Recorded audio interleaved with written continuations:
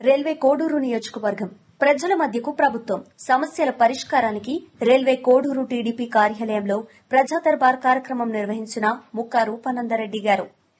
ప్రజా సమస్యల పరిష్కారమే లక్ష్యం. ముక్కా రూపానందరెడ్డి గారి ఆధ్వర్యంలో ప్రజా దర్బార్ కార్యక్రమం విజయవంతం.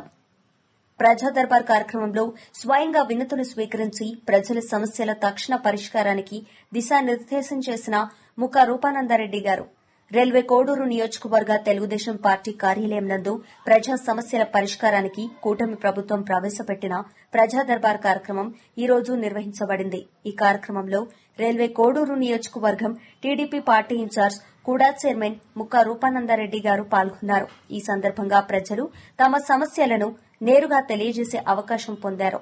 ప్రజల నుంచి వచ్చిన వినతులను ముక్కా రూపానందరెడ్డి గారు స్వయంగా స్వీకరించి వాటిని శ్రద్దగా పరిశీలించారు.